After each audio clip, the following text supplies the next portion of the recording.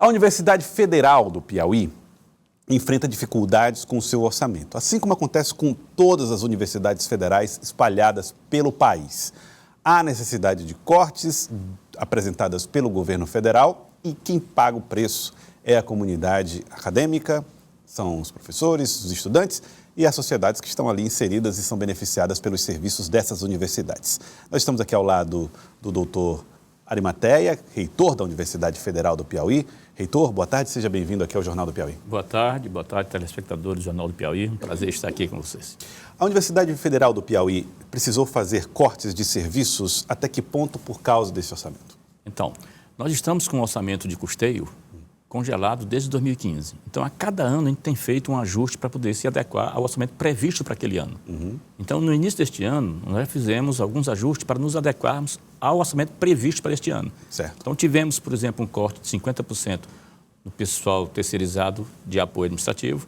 Nós cortamos os celulares institucionais de toda a administração e também as viagens para eventos. Certo. Então tudo isso para nos adequarmos aos 100% do orçamento previsto para este ano. Esse congelamento ele antecede aquela medida do presidente Michel Temer. Sim.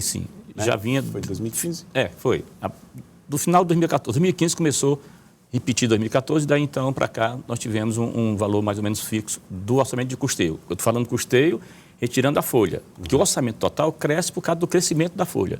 Mas quando você tira do orçamento de custeio a folha de pagamento, que representa 80%, e fala apenas das ODCs, outras despesas correntes, que são 20%, então isso aí é que está congelado. Congelado, tá. O que é o que é o custeio, exatamente? Tá. Então, essa chamada ODC, outras despesas correntes, é tudo que é necessário para o funcionamento da universidade. Combustível, água, passagens diárias, material de consumo para laboratório, material de consumo para expediente, locação de equipamento, locação de veículos. Então, tudo que é necessário, telefonia, tudo que é necessário para o funcionamento da universidade está nessa parte chamada outra despesa corrente. Nós estamos aí, já passamos da metade do ano. De todo o orçamento que estava previsto, pelo menos a metade já foi pago? Então, do que estava previsto para este ano, né, nós tivemos o bloqueio de 30%, que persiste, então fica 70%. Desses 70%, até agora só foram liberados 58%. Quando nós estamos no oitavo mês corresponde a 2/3 do ano, 67%. Então, nós já estamos com déficit de 9% do orçamento. Né? Mas, mesmo assim, nós estamos conseguindo fechar esse mês ainda sem dívidas, ainda com tudo funcionando. Mas a partir de setembro complica. A partir de setembro complica. Quando você fala a partir de setembro complica, o que exatamente pode complicar? Então, é que se nós não tivermos a liberação, desbloqueio, pelo menos de parte do que está bloqueado, não que desbloqueie os 30%, mas desbloquear uma parte deles, vamos ter dificuldade de honrar os compromissos nossos. Por exemplo, tem uma parte da ODC, que até deveria não estar lá, que é o pagamento do PASEP.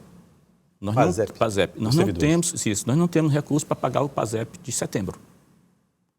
Dos 70% que é um bônus para o servidor. Isso, né? E nós somos obrigados a fazer isso. Se a gente fizer, nós ficamos inadimplentes, inclusive com certidões negativas, né, dos órgãos federais. E por que isso sai do orçamento da UFP e não do governo federal? Pois é, então, no orçamento da UFP está incluído, inclusive, a folha de pagamento de aposentados.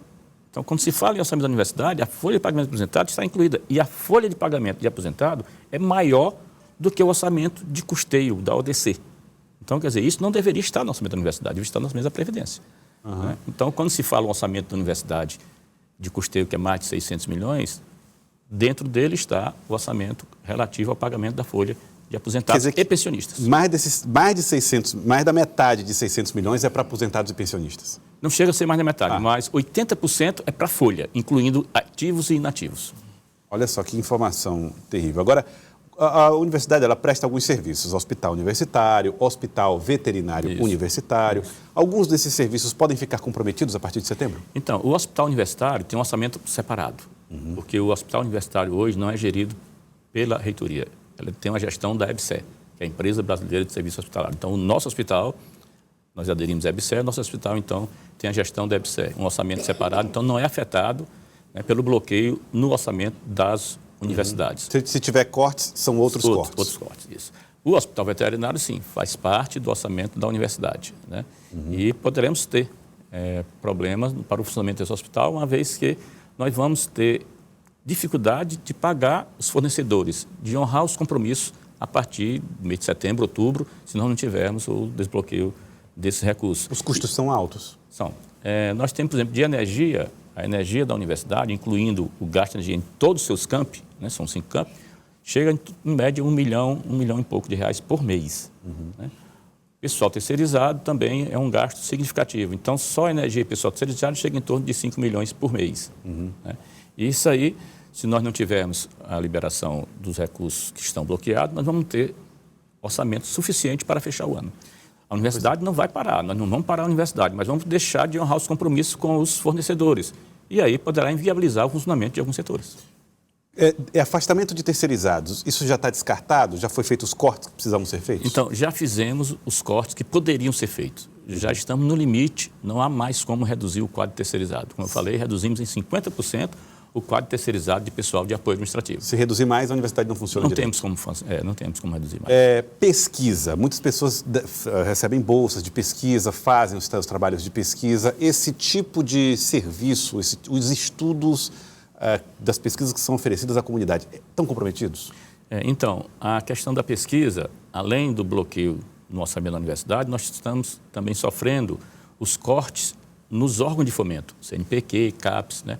Com corte de bolsas. Que não é da universidade, mas é do governo federal. Do governo federal e um recurso necessário para o funcionamento da pós-graduação e da pesquisa.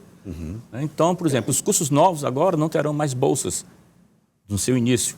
Então, como é que o aluno carente vai poder ingressar no curso de pós-graduação, no mestrado, doutorado, sem uma bolsa? Então, vai comprometer muito, né, a admissão de novos estudantes nos cursos de pós-graduação.